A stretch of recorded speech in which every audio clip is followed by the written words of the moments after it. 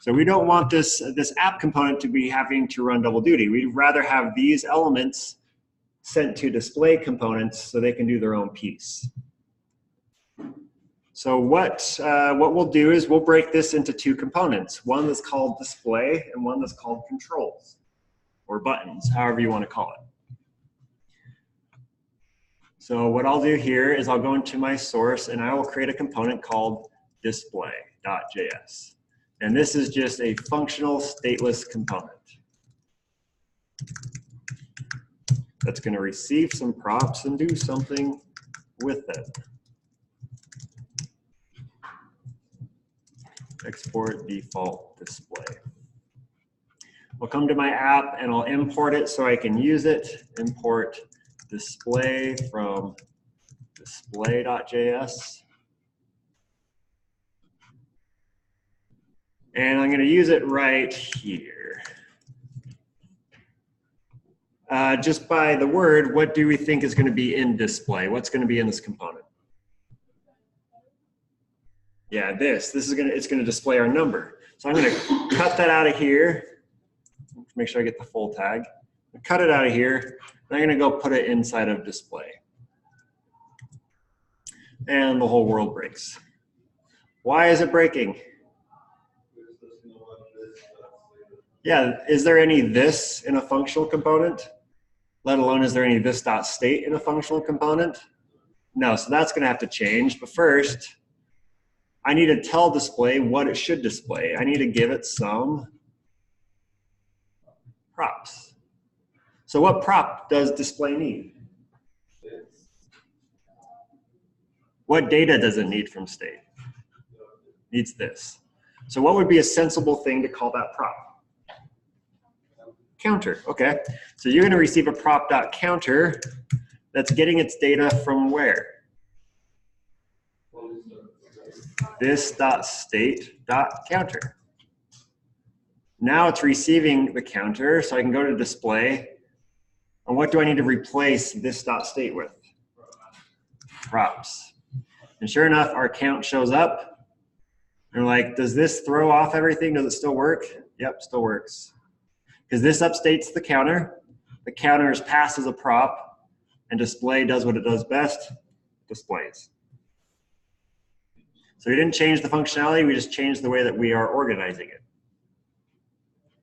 So now with the button, what would be a sensible thing to call this component?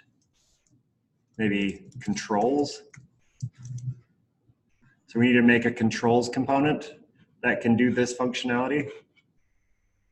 So I'll go back into source and I'll make a controls component. Import React from React. Call it controls is a function that takes in some props and does something with them.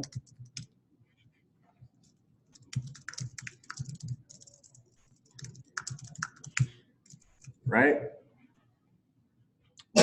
Empty box. I'll go and import it so I have access to it.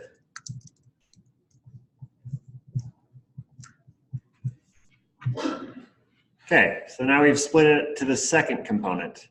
And what am I going to cut and paste into controls? The button. And it's a little scarier because it's got a method on it, but see what happens. So we'll cut out button and we'll go and we'll put it inside of controls. And again, the world comes crashing down. Why? Doesn't know what this is. But wait, this is a method. Right now, we've only been passing props that are numbers, strings, booleans, arrays, objects. Can I pass a function as a prop? Can you pass a function into another function in JavaScript? Yes, then you can do it here. So if I need a prop that's a method, what should I call the prop? What would be a sensible thing to call the prop that represents this method? Increment makes sense. But what is it, where is it getting this?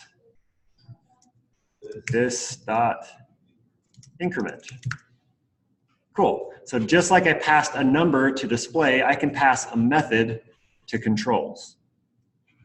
So controls, instead of saying this dot increment, what does it need to be? Props. And sure enough, we're back to this. It works just fine.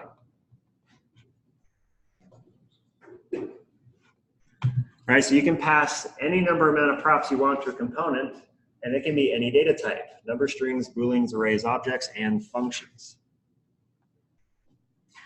Well, let's add decrement to the mix here and make it work. So, lucky person today is Nathan, not me, but you. Nathan, how do I get a decrement method and have controls use it? Where would I start? Sorry, Nathan, or Nate, whichever you prefer. Okay. Decrement equals a fat arrow function. Okay.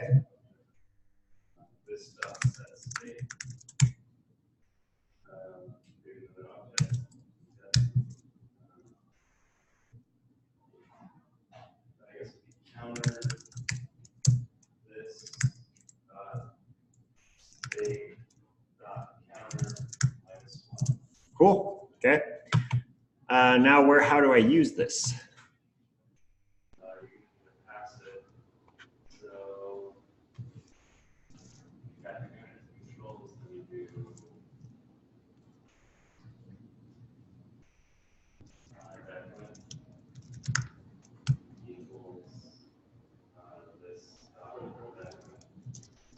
This dot decrement. Okay.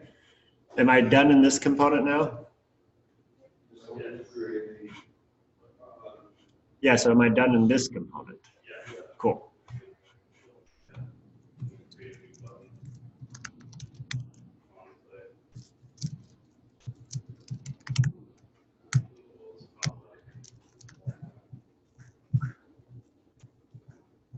Cool. It works. Great. All right, so it's the same thing as writing it in the component, but once we write it, we don't have to use it here. And in fact, maybe we shouldn't. Classes aren't supposed to necessarily be display components. They provide the functionality and the data, so display components can let the user interact with it. Now, as your props get larger, let's say we took this a step further. We took decrement, and we did instead of decrement as well, we did a multiply, and we took whatever the counter is and times it by 2. Now I need to pass another prop. I'm running out of screen space, so something that's pretty common is you just list out your props underneath the component, because white space doesn't matter to JavaScript.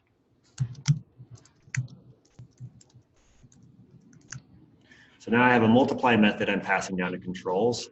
Control's going to receive it, so I just need to make a button to handle it. Multiply by 2. On clicks would be props dot multiply. Doesn't work. No, 0 times 2 is 0. But if I increment and then times, hey, how fun. All right, so I'm going to use this example many times throughout our React journey over the next week and a half, because I think it's the simplest example to start with a new concept, get a number, and find a way to change that number, play with how you are controlling that. But state is going to save anything that we do from Axios as well. So when we do our to-do list exercises, we go and get our to-dos, we'll go and get it in a method, and then we'll save it in state. So we have like our array of to-dos sitting in state. And this can keep growing. It can have numbers, string, booleans. It can have hello. You know, we can add as much to this object as we need. But if it's in this object, it means we either need to maintain it and or change it over time. How are we feeling with this example? I will give this code out as soon as we're done. We just got one more example to cover. Good? But what happens if you want to, well, I guess like several years like those things. What if you have like more components that like instead of just having like app, like you got something under it, and you also want to display do display as well. Yeah, it's this pattern. I mean, it could be, what if a display needs state as well? Usually you don't want to split state up like that. There's very specific reasons to. I'd focus right now, only have state in your app.js. Everything else should be functional. We'll get to reasons why you'd have multiple stateful components. But right now we're just thinking only app needs to maintain it. Everything else in our app receives the data from app and uses it some way. But yeah, you can have multiple class components. You don't want to duplicate state though. So I wouldn't want to maintain counter here and somewhere else because now I have two counters that are going to be different, causing issues. Okay, so I'm going to zip that down and we're going to look at one more example. Make dirt class components. Hot two.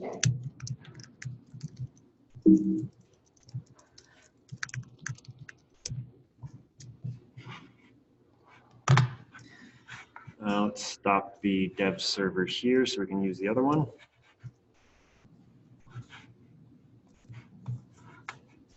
It'll pop up as soon as it's done.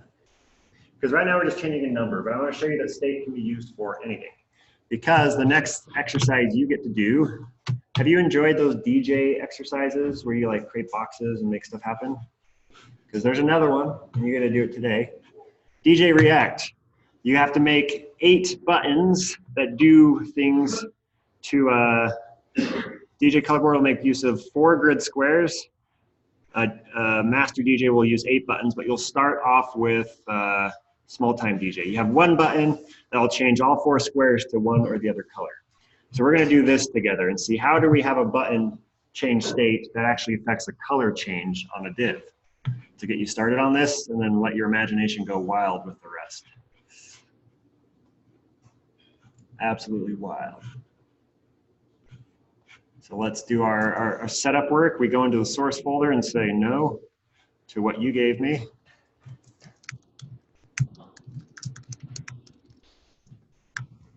You'll type this so many times.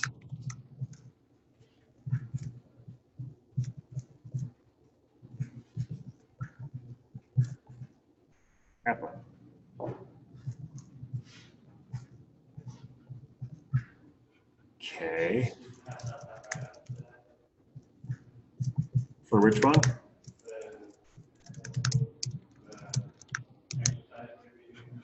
Yeah, I'll pass that as right when this is. And component, constructor, nope, constructor, super, super, state. And what is the one method I have to call in the class? Render. Where did that come from? I didn't write it. Yeah, it came from the component. Came from React. That's why I can use this and this. And that's why it just works.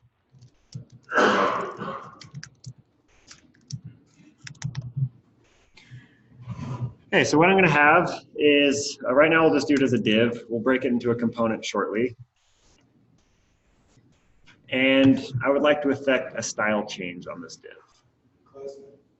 Yeah, I'll give it a class name for my basic setup. That's a good idea. So let's say box, import a style.css sheet, and we'll go and create one. And we'll say box should have a width of 200 pixels and a height of 200 pixels. And a border of 1 pixel solid black. So we can see it. It'll npm start. So we can see what our app is looking like right now. We should just have 1 box. Hey, our box. Okay, but I want to click to change the color. So we're going to use inline styling for this. We'll use class names for all the setup, but for any of the color changes, we're going to use inline styling. How do I do inline styling in React? Yeah, I can say your style is equal to, and what data type does it need in here? Object, okay. So I'm going to declare it out here. If you need to make method or make data or anything like that instead of a class component, you still do it before the return statement, but it has to be inside of the render method. So I can still declare variables in here like I did with my functional components, you know, like const data, is something, but it has to be done in the render method. So what I'm going to make is a style object. So I'm going to say const box style is this object. So I can just put the variable here, box style, and it's going to get whatever styles I add here. Well, the first goal of this was to change the background color on click from black to white, black to white. So we have a toggle. I'm going to set the background color. I'm going to start it off as black.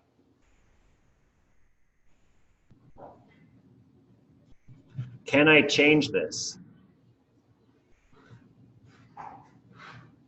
When it's hard coded like that, do I have the ability to change that over time without manually coming in and saying, now be white?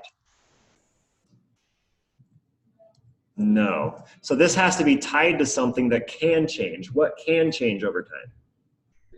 State. So let's say box 1 color starts off as black.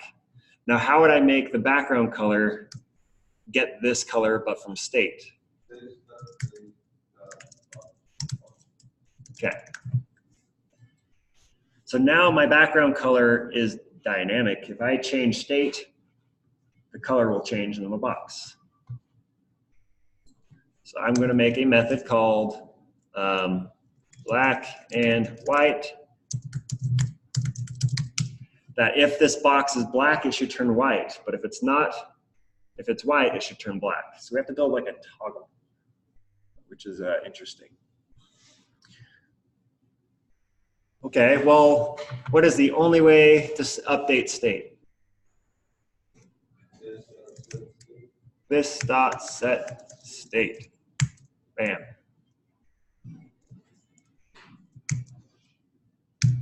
And we want to update the box 1 color. And I could hard code it as white. Now when I click a button, this would turn white, but then it would never turn black again. So how do I affect a toggle in here?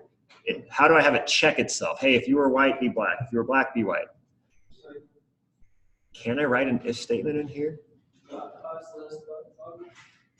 Yeah, if we were in vanilla. We're no longer in vanilla. That won't work, unfortunately. Well, let's make a button so we can test this.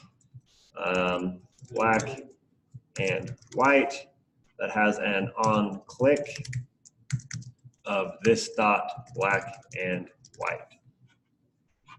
So when I click this, bam, it turns white, but it's got to go back to black. So ternary statements. Who's a fan of ternary statements? Who knows what a ternary statement is? Sweet, let's cover ternary statements briefly here. Ternary statements is a quick way of saying if else. That's all it is. So let's say I have a variable, const color equals black. We'll make it a let so we can change it. And if this color is black, we want to change it to white. Otherwise, let's change it to black. The way that we do this is we could say color should now be equal to, and we can ask an if else statement. First thing is our question. We'll say, is color currently equal to black? Question mark. This is our if. Exact same thing as saying if color is equal to black, then do what? Then I would like color to equal white. So here's if, then, but if it's not black, use a colon to say else, color should now equal black. And actually I don't need to do, or sorry, let's do this. I'm adding too much. Saying color should be equal to, and I'm asking the question. Let's write this without a ternary to see what it would look like.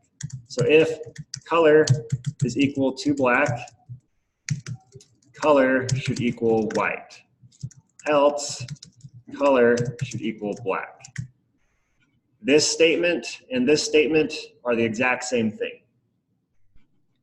Color should equal, if this is true, then do this. But if this is false, make it black. That's a ternary statement. Easiest way to make a toggle in React. So if we take this back to React, we don't want to set this to white. We want to ask, is this .state.box1 color equal to black?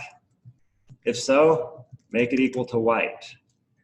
Otherwise, set it back to black. And this only works in React? This is a JavaScript convention, fortunately. So ternaries, you can use them in JavaScript in general. It's just a quick way of asking an if-else.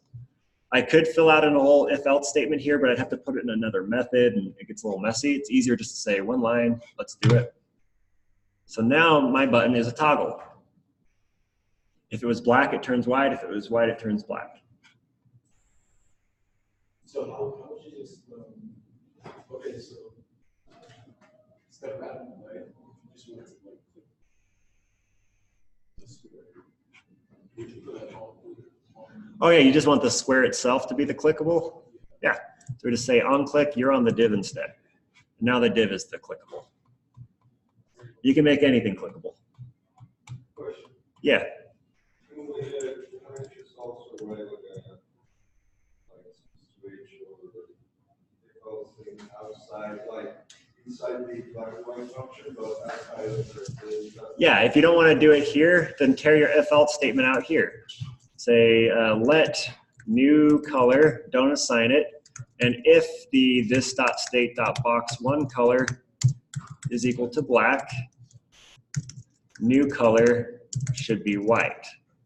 Else, new color should be black. Then we don't have to ask this ternary because this is doing it for us now. We say box1 color should be the new color. This is doing the same thing, just taking up many more lines of code. yeah, which seems like one like not more.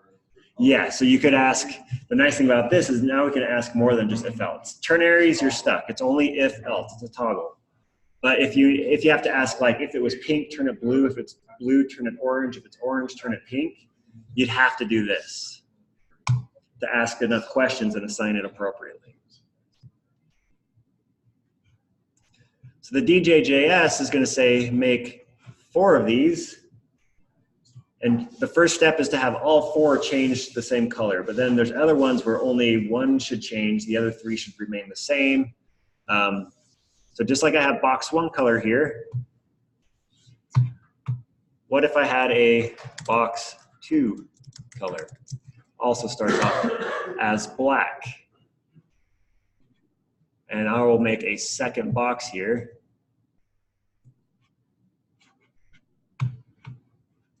And this will be box1 style. Call it box2 style. Looks very similar, but its background color is determined by this.state.box2 color.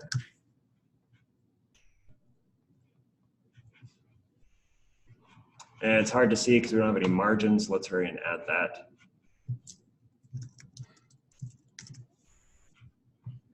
Okay, now I got 2 boxes. And I want this button to toggle both of them. It's only toggling 1. What would I have to do to my app component here to make both of these toggle at the same time?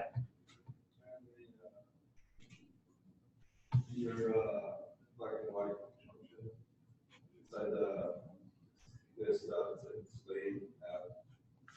Yeah, let's update 2 things at once. You can do that? Yeah. So now black and white changes both boxes.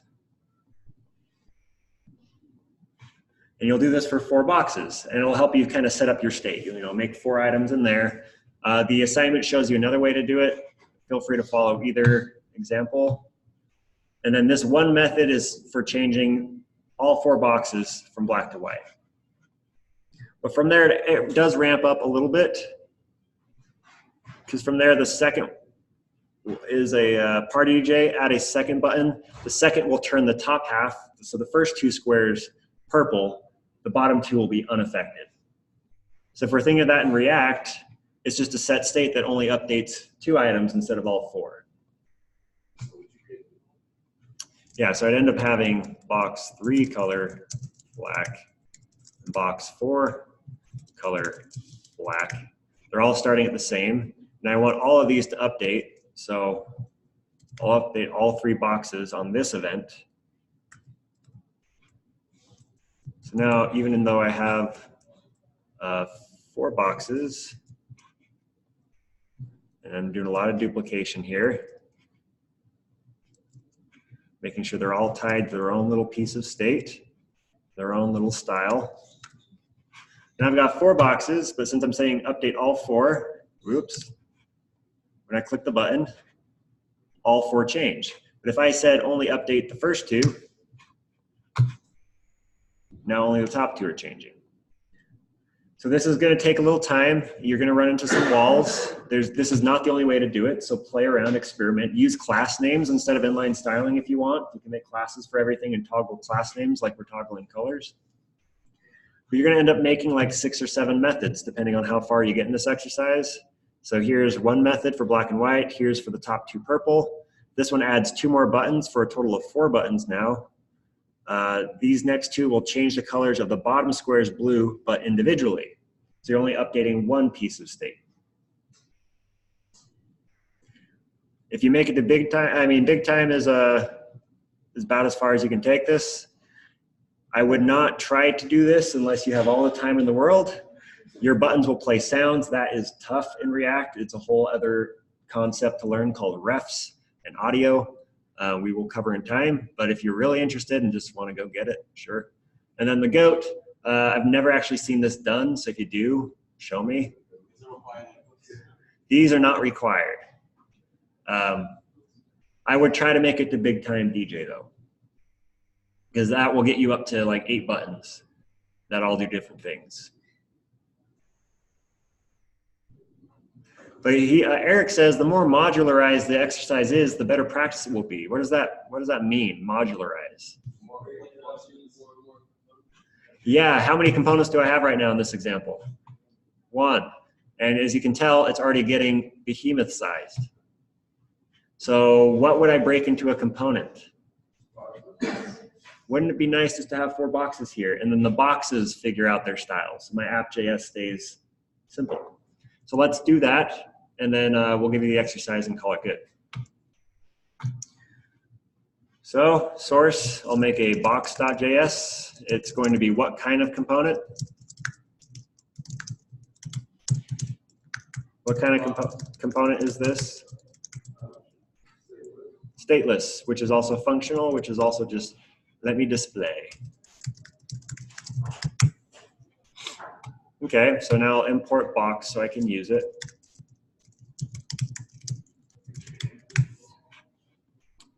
And instead of 4 divs, I'm going to make 4 boxes. And nice thing is now I don't really need to repeat this. I only need this once. I'll show you why. Because I'll let box take care of its own style. Okay, so now I have 4 boxes that all need a class name of box. So I just got to write it once because it's a component. And I'll get rid of these divs.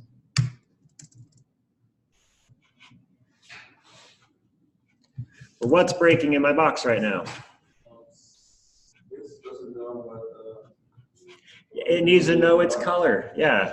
So how do I give all 4 boxes their own individual pieces of state? Props.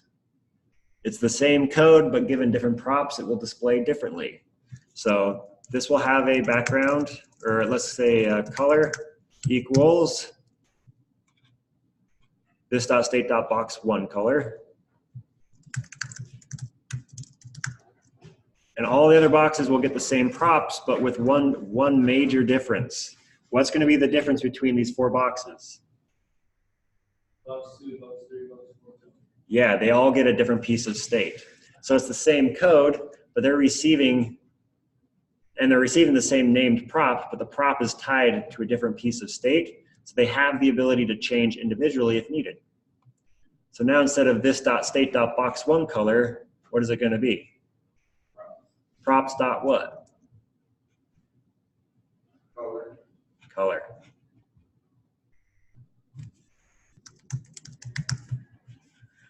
And now instead of having to write 4 separate divs and give them all separate things, I had to write this once, and it will represent the 4 identities that we have, the 4 different boxes. Now when I click this, they're all tied to the same to different pieces of state, but in the same state object. But only 2 are updating, so what would I need to add if I wanted all 4 to toggle? Change the state on side. This state, No, left way. this state, this thing, this thing. Where we're setting state, box 3 color should be the new color. Box 4 color should be the new color. And since these boxes are tied to their own piece of state, when I update all 4 update. When I update 2 update. So maybe I don't want the first 2 to change. Great. Now only the bottom 2. I broke something. Oh, I broke something. Because what am I checking here? We run into an issue. Yeah, we're only checking the status of box 1 color since I'm not updating it. Fortunately, we want all 4 to change on the first step, so this is going to work fine, but you got to start thinking about, what am I asking? What boxes am I concerned about? Which ones am I trying to change?